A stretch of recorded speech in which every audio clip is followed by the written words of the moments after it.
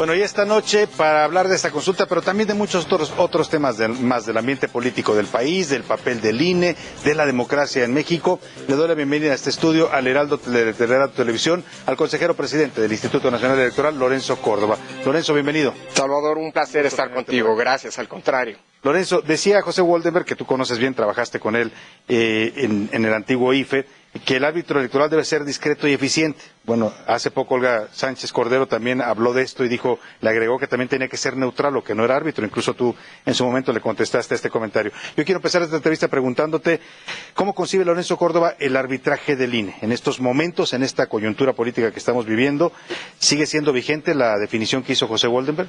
Sin lugar a dudas sí, aunque con el complemento que el propio Woldenberg, por cierto, después de este episodio que tú comentabas, subrayó estar de acuerdo conmigo. Es decir, tiene el árbitro, entre más discreto sea, es mejor para todos, excepto cuando los jugadores traspasan las reglas establecidas, y en ese momento se necesita un árbitro estricto y puntual en la aplicación, estricto con las reglas, con la aplicación de las reglas, y puntual en la aplicación de eventuales sanciones, ¿no? ¿Qué es lo que tú le contestaste en su momento a la secretaria Sánchez Cordero? Y sigue siendo vigente el mismo principio. Estabas de acuerdo, pero que había que actuar cuando se requería. Pues lo que pasa es que tú tenías en ese momento a una serie de actores políticos que habían vulnerado la ley, y por lo tanto el papel del árbitro en este caso es sacar tarjetas, para utilizar la metáfora en el fútbol, ¿no? Y seguiremos sacando las tarjetas cuando sea necesario. Creo que ese es parte del rol del arbitraje.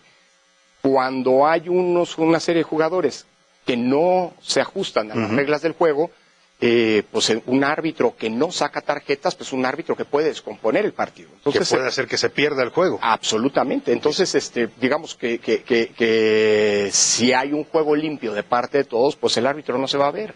Claro, pero si hay juego sucio, tiene que verse. Por supuesto. Y luego dicen que tú eres muy protagónico, que no les gusta porque sales mucho y hablas y declaras. ¿Eso es malo en un árbitro?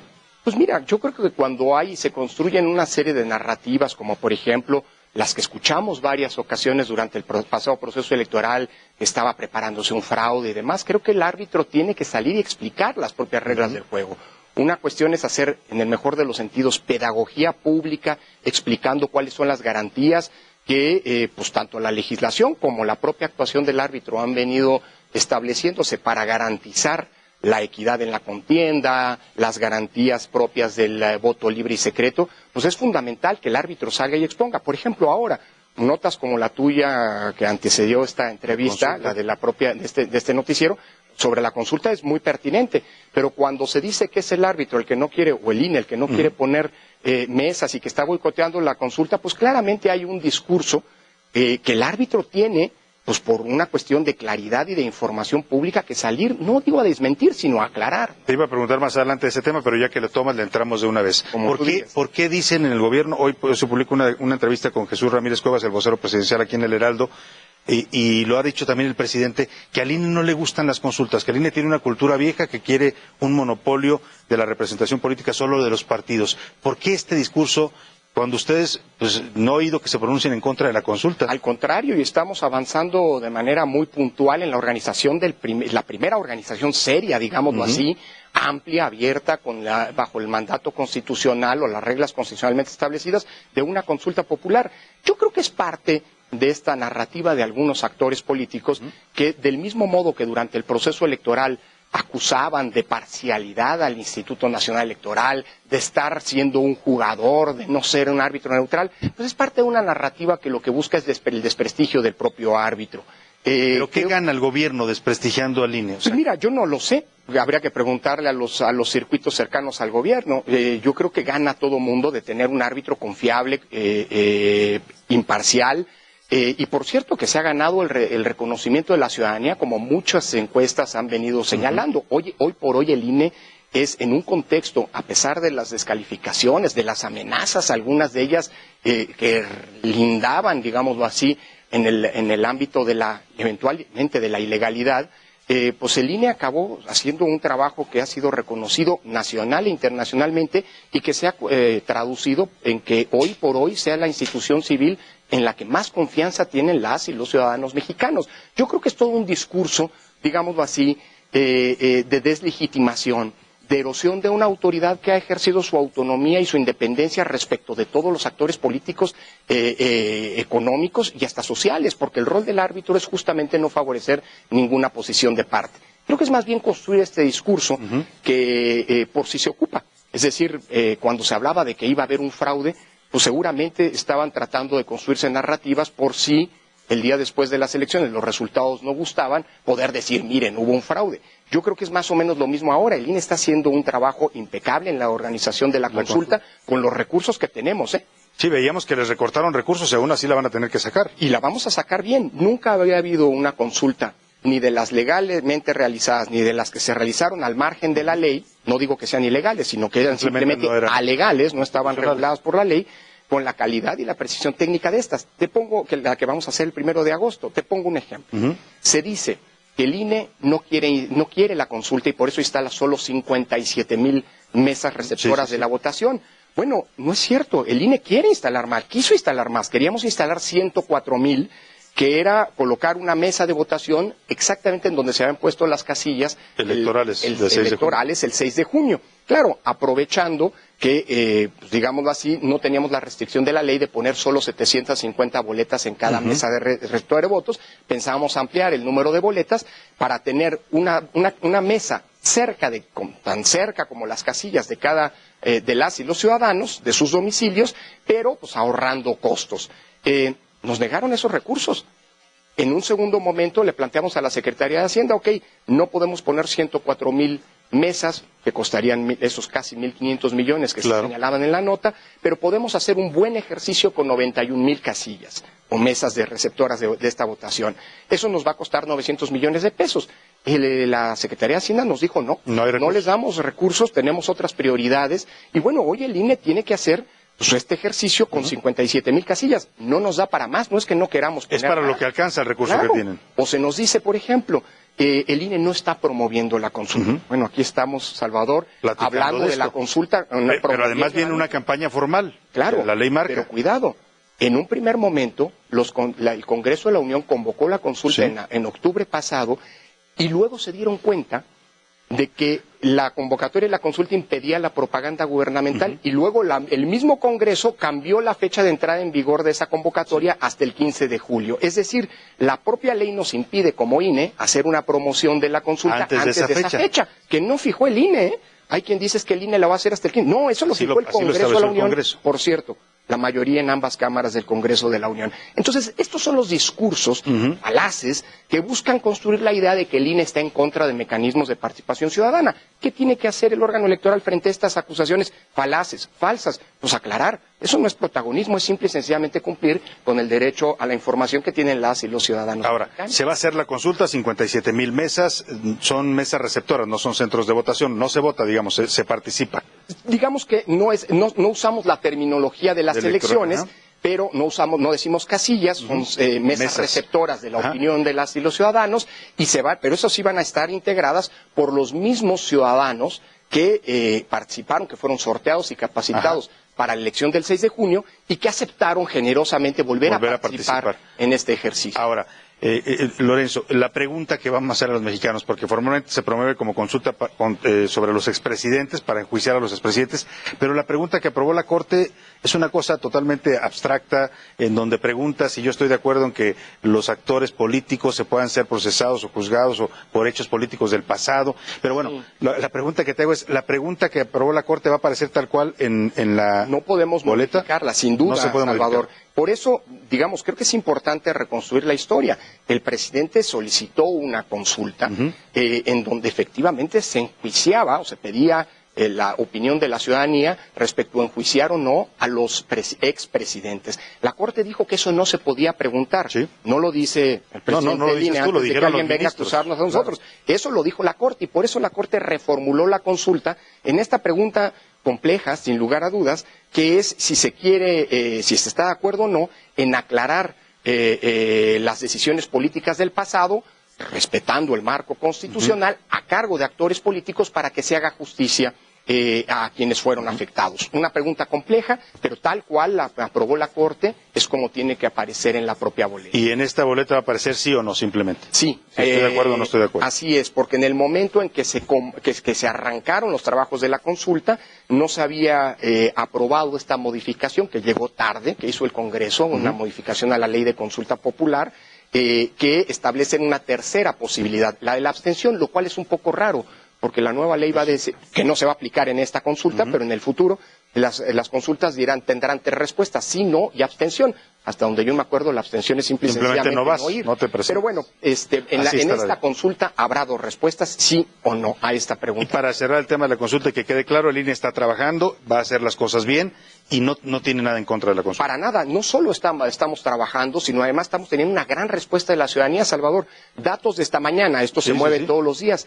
Ya tenemos de los 285,000 ciudadanas y ciudadanos que vamos a necesitar para administrar cada una de estas 57,000 mesas receptoras de la opinión de la ciudadanía, ya tenemos hoy al 70% de las y los ciudadanos que han aceptado de estos 285,000 que necesitamos y de estos prácticamente el 60% ya están capacitados para esa función. La mejor prueba de que aún un poco menos de un mes, 4 semanas de la consulta, pues el INE está avanzando y vamos a tener el próximo 1 de agosto la mejor consulta popular que se haya realizado en nuestra historia reciente. Y es un ejercicio histórico.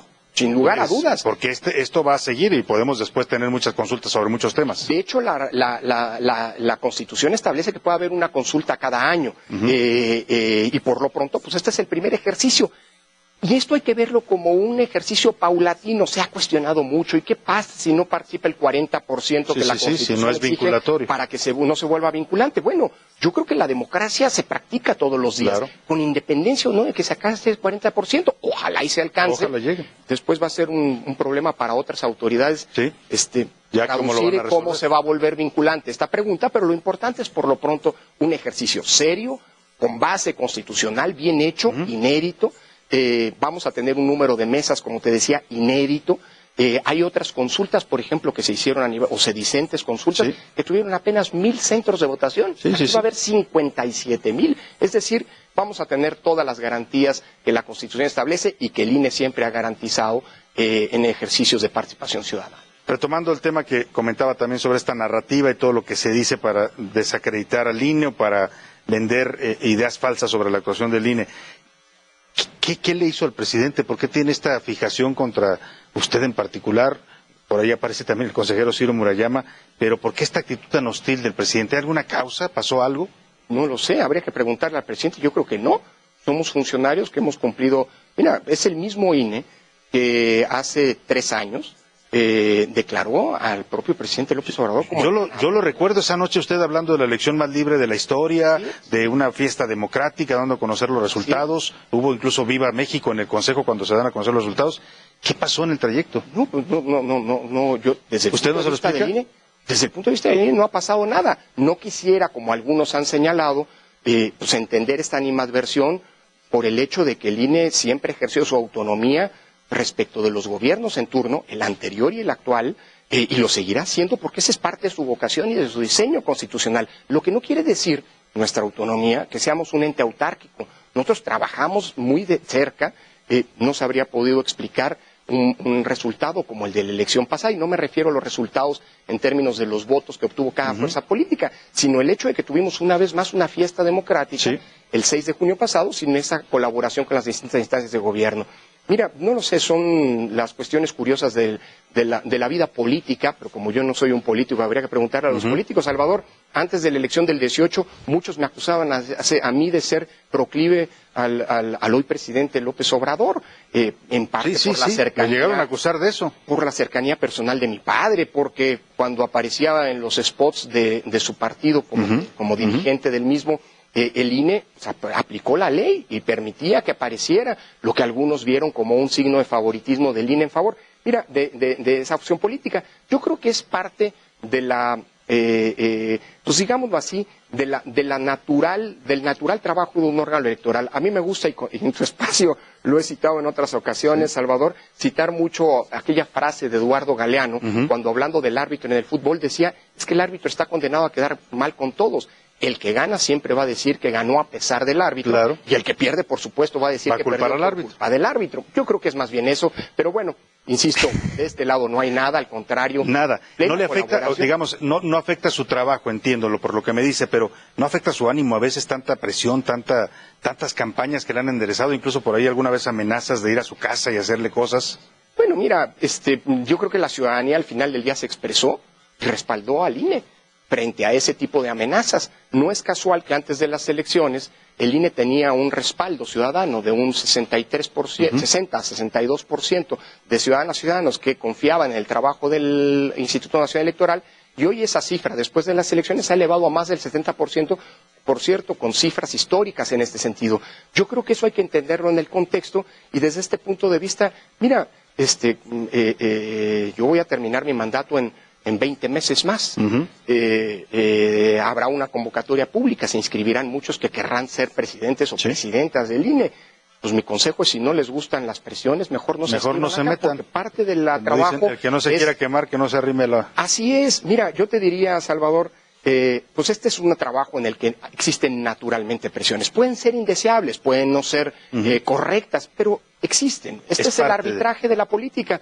El chiste no es que haya presiones o no, sino si uno se deja presionar o no.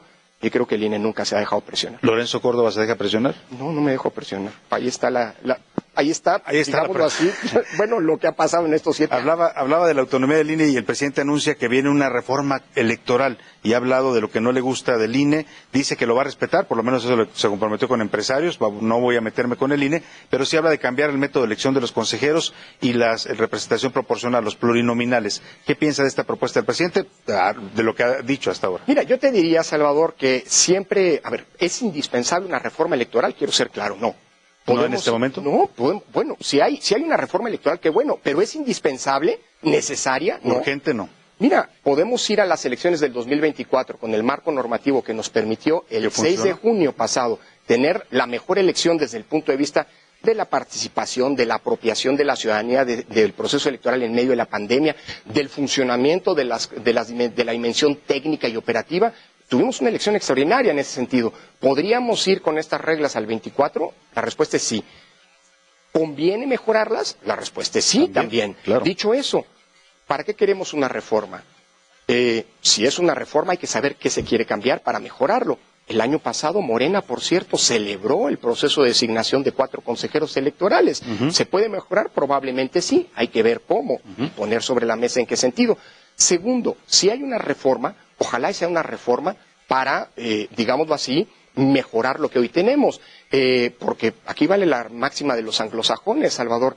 Si funciona, no lo arregles, porque a lo mejor lo descompones. Entonces hay que saber muy bien para qué queremos esta reforma, cuál es el diagnóstico, qué se quiere cambiar, si los cambios que se sugieren son para mejorar. Y te diría, en tercer lugar, ojalá y si hay una reforma, sea una reforma congruente con las que hemos tenido en los últimos 30 años. Son reformas que paulatinamente han resuelto problemas y mejorado el sistema electoral que tenemos.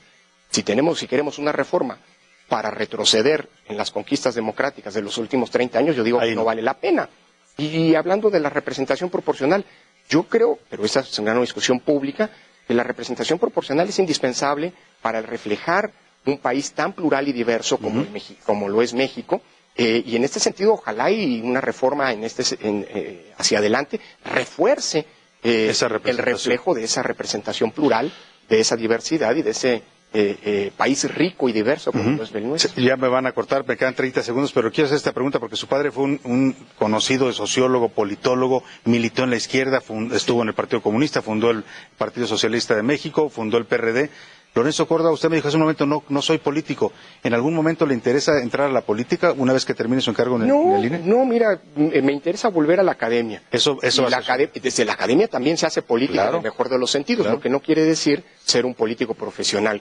Así que vengo de la academia, hoy estoy prestado a la función electoral el 4 de abril de 2023. Quien me quiera buscar me encontrará en mi cubículo del Instituto. ¿No lo veremos buscando un cargo de elección? No, hombre, para nada. Yo tengo una función que cumplir aquí.